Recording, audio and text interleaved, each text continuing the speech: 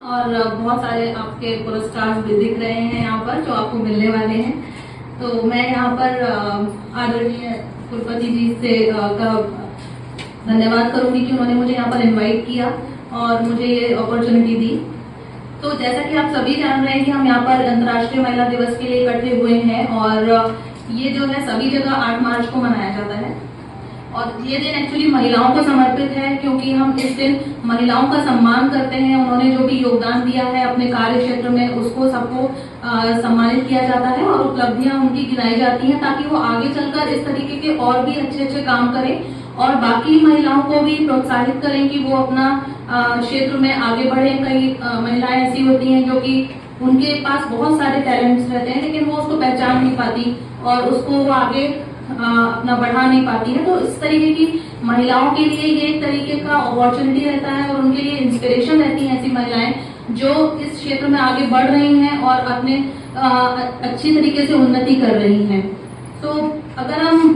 महिलाओं की बात करें तो आजकल आर्थिक, सामाजिक, सांस्कृतिक और स्पोर्ट्स वाले क्षेत्रों में हर जगह पर महिलाओं को हमने देखा है आगे बढ़ते हुए और ये तमाम तरह की उपलब्धियां हासिल भी कर रही हैं।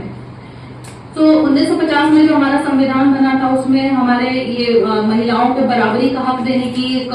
प्रथा शुरू की गई थी जो कि आज तक कायम है और इसके साथ साथ हमारे देश में बहुत सारी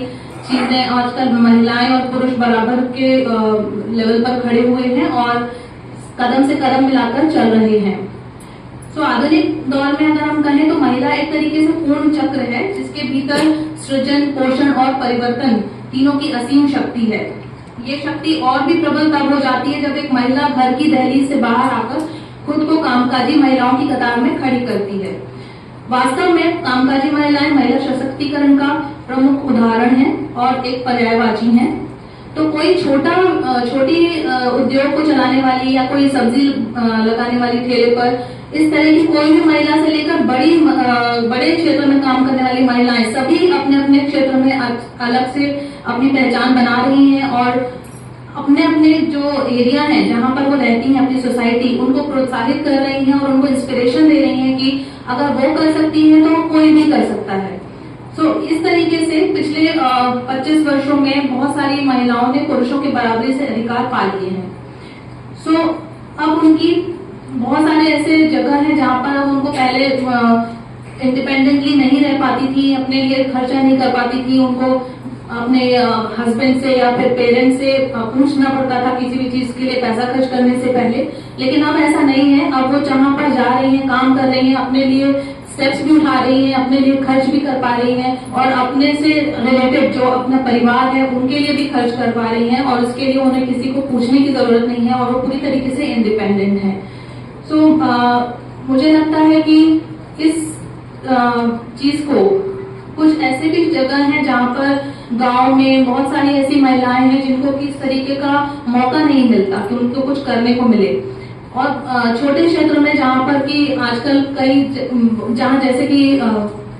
शहरों में तो अच्छी चीज है कि वो बराबरी का हक पा रही है लेकिन गांव में और ऐसी छोटी जगहों पर जहां पर कि उनको बहुत प्रताड़ना भी मिलती है और कई बार उनको